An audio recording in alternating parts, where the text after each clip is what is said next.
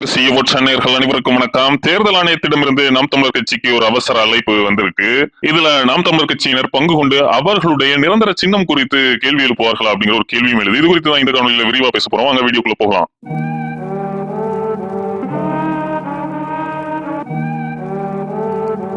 தமிழ்நாட்டு அரசியல் களத்துல ஒரு நீண்ட நெடிய போராட்டத்தின் பின்னால் தனித்தே நாம் தமிழர் கட்சி ஒரு அங்கீகரிக்கப்பட்ட மாநில கட்சியாக மாறி இருக்காங்க. இது எந்த ஒரு கட்சியாலும் நிகழ்த்த முடியாத ஒரு சாதனையாகவே பார்க்கப்படுது. என்னதான் தேர்தல் அரசியல்ல பங்கேற்று 8 ஆண்டுகளுக்கு பிறகுதான் அங்கீகரிக்கப்பட்ட மாநில கட்சியாகவே நாம் தமிழர் கட்சி மாறி இருந்தாலும் அது ஒரு ஸ்லோ அண்ட் ஸ்டெடி வளர்ச்சியாகவே பார்க்கப்படுது. அது இனி வரக்கூடிய நாட்கள்ல மூங்கில் மரம் போன்று ஒரு மிகப்பெரிய வளர்ச்சியை நாம் தமிழர் கட்சி எட்டும் அப்படின்ட்டு அரசியல் ஆய்வாளர்கள் சொல்றாங்க. அதுலயும் ரொம்ப முக்கியமா ரவீந்திரன் துரைசாமி போன்றவர்கள் நாம் தமிழர் கட்சி நிச்சயமாக 20% தாண்டிடுவாங்க. அதன் காரணமாக நாம் தமிழர் கட்சி எந்த ஒரு கட்சியுடனும் கூட்டணி சேர வேண்டிய அவசியமே இல்ல. தனித்தே சீமானுக்கு மிகப்பெரிய ஒரு ஓட் கிராபிங் கெப்பாசிட்டி அப்படிங்கிறது இருக்கு அப்படிங்கறத சொல்றாங்க. சோ நாம் தமிழர் கட்சியும் ரொம்ப தெளிவா தனித்தே அவர்களுடைய ஆட்டத்தை இந்த தேர்தல் களத்தில் நடத்திட்டு இருக்காங்க. அப்படி அவர்கள் தனித்து நின்றதுனாலதான் பெரும்பாலான மக்களின் ஆதரவை பெற்று இப்போ அங்கீகரிக்கப்பட்ட மாநில கட்சியாகவும் மாறி இருக்காங்க. இந்த சூழல்ல இன்றைய தினம் நாம் தமிழர் கட்சிக்கு தேர்தல் ஆணையத்திடமிருந்து ஒரு அவசர அழைப்பு வந்திருக்கு. அதன்படி நாளைய தினம் தேர்தல் ஆணையம் ஒரு அனைத்து கட்சி கூட்டத்தை கூட்டுறாங்க. அதுல தமிழ்நாட்டில் உள்ள அனைத்து கட்சிகளுமே இந்த ஆலோசனை கூட்டத்தில் பங்கேற்கணும் அப்படிங்கிற ஒரு அறிவிப்பையும் கொடுத்திருக்காங்க.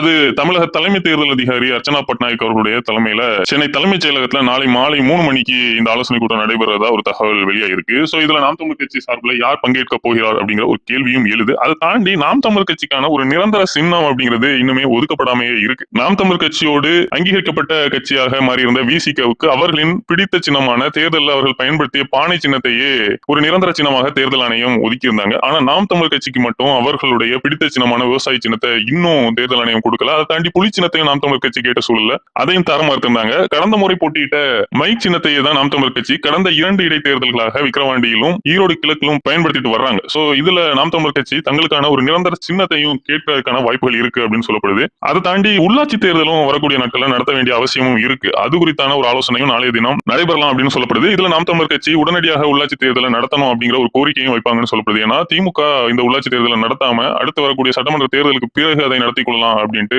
ஆற போடுறது கண்கூடாகவே தெரியுது. அந்த அளவுக்கு ஒரு தோல்வி பயத்தில் இருக்கக்கூடிய திமுகவை நிலைகுலைய வைக்கும் விதமாக நாம் தமிழர் கட்சி சார்பில் நாளை பங்கேற்க போகக்கூடிய பிரதிநிதி நிச்சயமாக ஊரக உள்ளாட்சி தேர்தலையும் நகர்ப்புற உள்ளாட்சி தேர்தலையும் உடனடியாக நடத்தணும் அப்படிங்கிற கோரிக்கையையும் தேர்தல் ஆணையத்திடம் வைப்பாங்க அப்படின்னு சொல்லப்படுது. எது எப்படியோ நாம் தமிழர் கட்சி ஒரு அங்கீகரிக்கப்பட்ட மாநில கட்சியாக முதன்முறையாக ஒரு மிகப்பெரிய ஆலோசனை கூட்டத்தில் கலந்து கொள்ள போறாங்க அப்படிங்கிற தகவல் நிச்சயமாகவே உலக தமிழர்களுக்கு ஒரு மகிழ்ச்சியான செய்தி தான். நன்றி, வணக்கம்.